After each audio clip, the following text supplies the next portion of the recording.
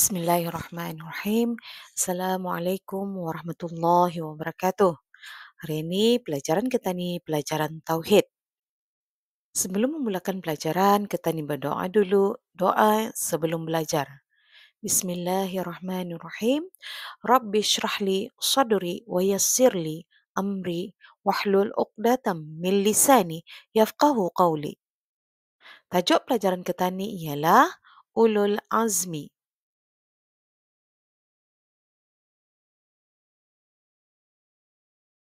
Ulul azmi ialah rasul-rasul yang paling banyak menghadapi cabaran dan banyak menanggung penderitaan dalam agama Allah Subhanahu Wa Taala.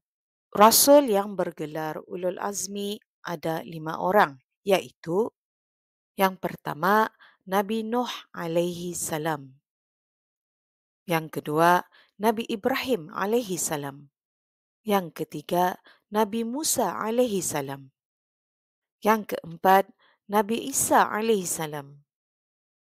Dan yang kelima, Nabi Muhammad sallallahu alaihi wasallam. Ini adalah sebahagian kisah para rasul yang bergelar ulul azmi. Nabi Nuh alaihi salam sabar menyeru kaumnya selama 950 tahun. Beberapa orang sahaja yang beriman, selebihnya menentang termasuk anak kandung dan isteri baginda. Sabar menghadapi penghinaan kaum baginda yang mengatakan baginda gila kerana membuat bahtera dengan perintah Allah Subhanahu Wa Taala di atas bukit berhampiran sungai atau laut.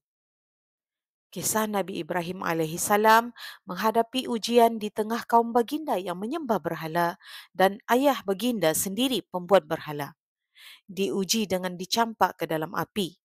Diuji dengan perintah menyembelih anak baginda Nabi Ismail alaihi salam. Nabi Musa alaihi salam bertemu Firaun dan pembesarnya dengan hati cekal dan tabah walaupun dengan ancaman bunuh. Tabah menghadapi kekuasaan tukang-tukang sihir Firaun. Manakala Nabi Isa alaihi salam menghadapi tentangan dan ancaman bunuh dari kaum baginda. Dikhianati oleh sahabat karib baginda.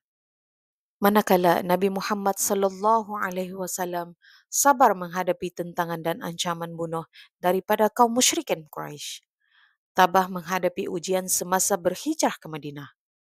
Sabar dalam menegakkan kebenaran walaupun mendapat tentangan daripada bapa saudara baginda sendiri yang bernama Abu Lahab.